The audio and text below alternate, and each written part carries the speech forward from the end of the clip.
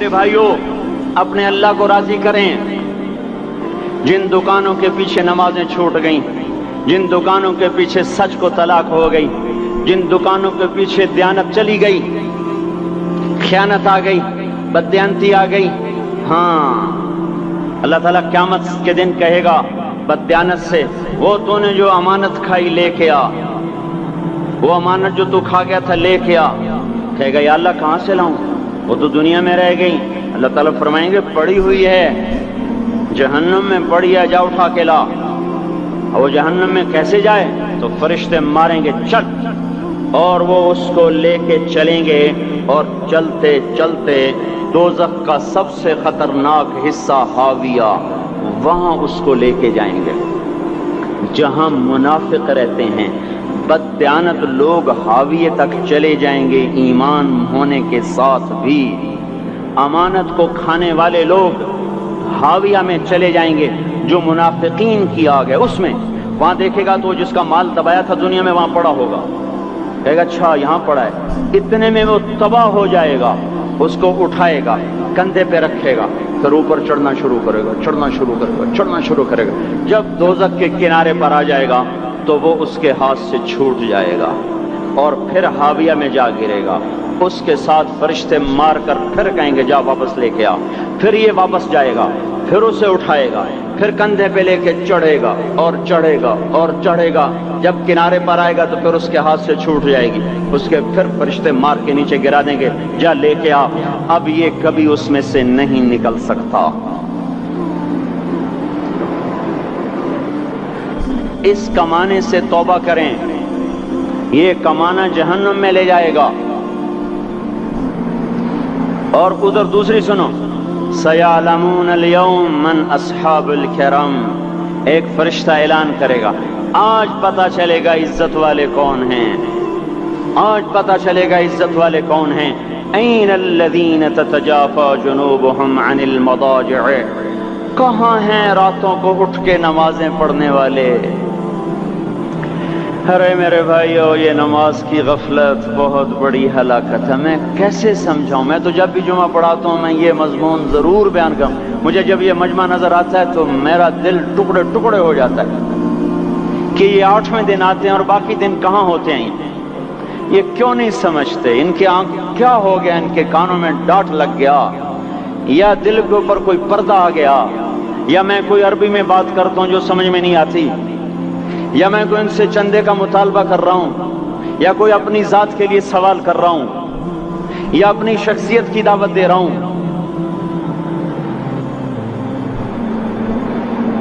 آج نماز عزت دلائے گی.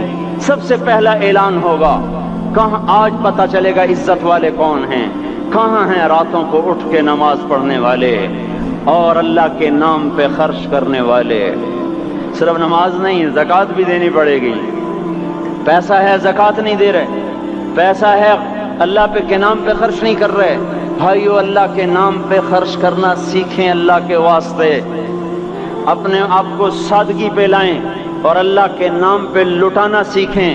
اللہ آپ کی نسلوں کو واپس کرے گا، صرف آپ کو نہیں، آپ کی نسلوں کو واپس کرے گا. آپ اللہ کو قرضہ دے رہے ہیں، کسی ایسے ایرے غیر کو قرضہ نہیں دے رہے. یہاں مسجدیں والے چندے مانگ رہے، بھائی مسجد کو چندہ دو. مدرسوں والے چندے مانگ رہے، مدرسوں کو چندے دو. یہ تو مسلمان کی غیرت کے خلاف ہے کہ اللہ کے گھر میں مسجد کے لیے چندہ مانگا جائے.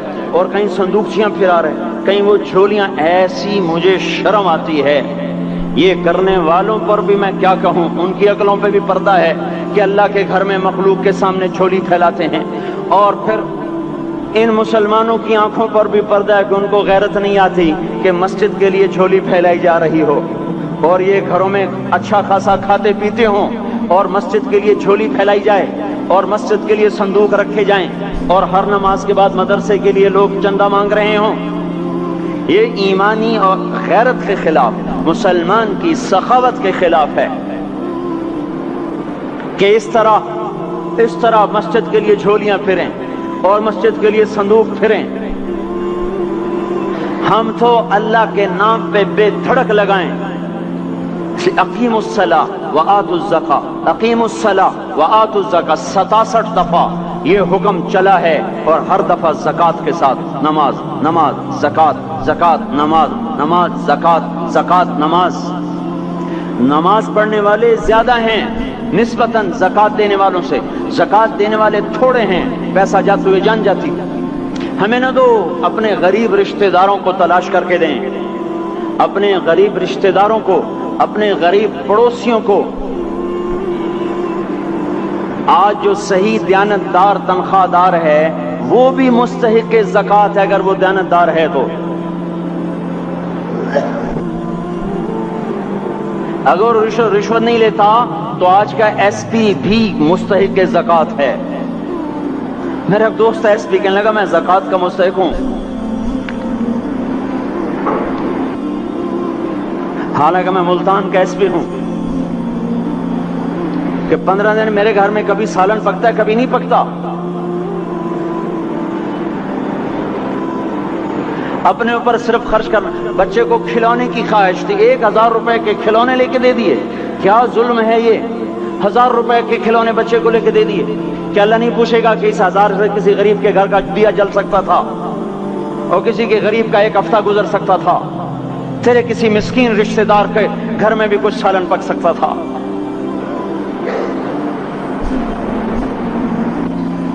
رزق دیا تو اس کا ہوش نہیں کہ اس کا حق ادا کریں، جان دی تو اس کا ہوش نہیں کہ اس کا حق ادا کریں۔ سجدہ جان کا حق ہے، اور زکوٰۃ اور صدقات یہ مال کا حق ہے۔ میں کب اپنے لیے مانگ رہا ہوں؟ میں کہہ رہا ہوں اللہ اپنے غریب رشتہ داروں کو دیں،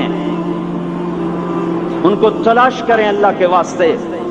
اپنی بیویوں سے پوچھو سونے کی زکوٰۃ دی ہے؟ دے، ورنہ تو خود پکڑی جائے گی، تیرا زیور تیرے لیے گنجا سانپ بن کے تیری زبان کو ڈسے گا۔ ان کا میں نے تو بچیوں کے لیے سنبھال کے رکھا ہے، اس کی زکوٰۃ دو پھر ٹھیک ہے، ورنہ اسم کو توڑ کے اس کی زکوٰۃ دو، نہیں تو یہ مال پکڑوا دے گا قیامت کے دن۔ نماز نہیں چھڑا سکتی اگر زکوٰۃ نہیں دی، اور زکوٰۃ نہیں چھڑا سکتی اگر نماز نہیں پڑھی۔ مسجد بنا دی 50 لاکھ میں، اگر خود نمازی نہیں تو یہ مسجد بنانا اسے جہنم سے نہیں بچا سکتا۔ میرے بھائیوں، اپنی جان کا بھی صحیح استعمال کریں اور اپنے مال کا بھی صحیح استعمال کریں۔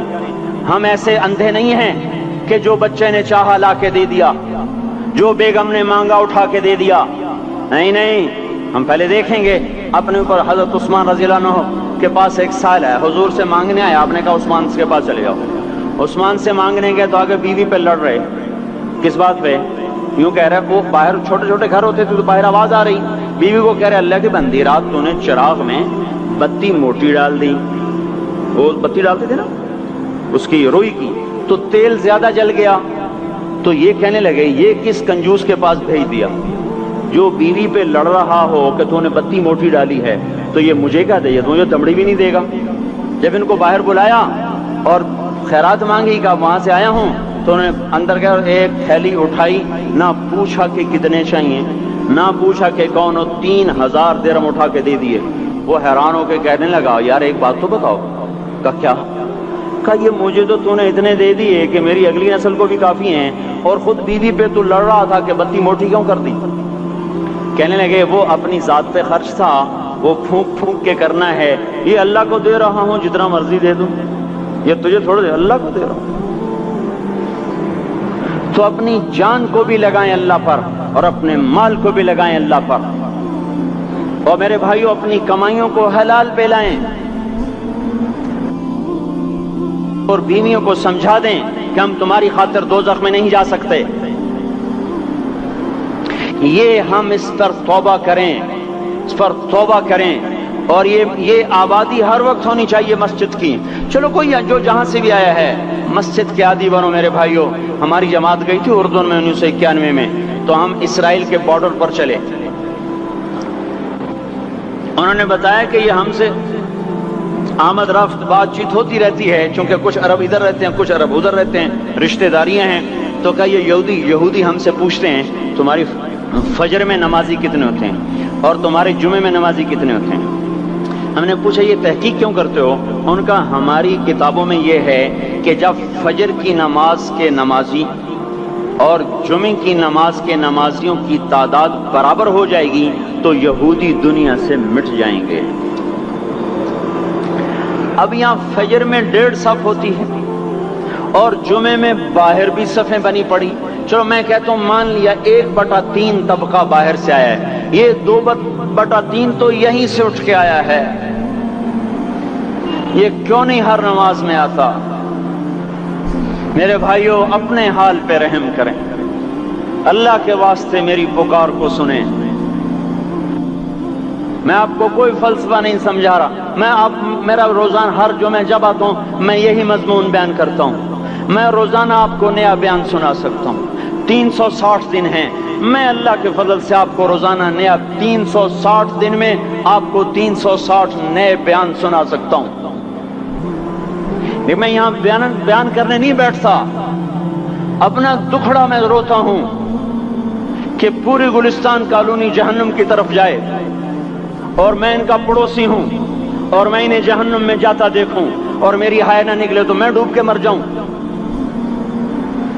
جلتا کتا ہم نہیں دیکھ سکتے اور اس ہماری آنسو نکل پڑے، چوہے کو ہم جلتا نہیں دیکھ سکتے اور میں اتنی شکلوں کو جہنم میں جاتا دیکھوں۔ جس نے فجر آج نہیں پڑھی اس نے پر جہنم کو واجب کر لیا، جو اب آئندہ اثر نہیں پڑے گا اس پر جہنم واجب ہو گئی۔ پھر میں کیا مضمون بیان کروں، کیا فلسفے بیان کروں؟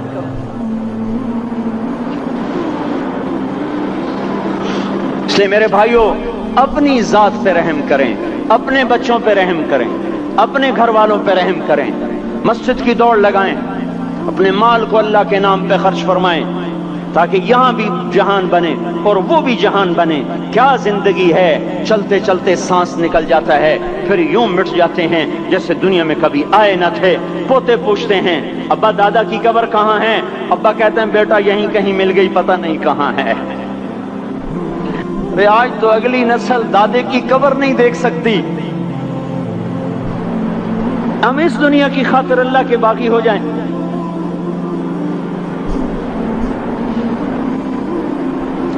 اس بے وفا جہان کی خاطر اللہ سے بغاوت کر جائیں جو ایسا مہربان، جو ایسا کریم۔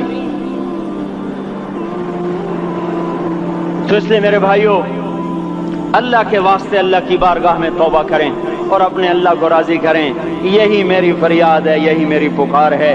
میں بھی توبہ کرتا ہوں، آپ بھی اللہ کی بارگاہ میں توبہ کریں کہ کوئی کام اللہ کی منشا کے خلاف نہ ہوگا۔ اللہ ہم سب کو عمل کی توفیق بخشے۔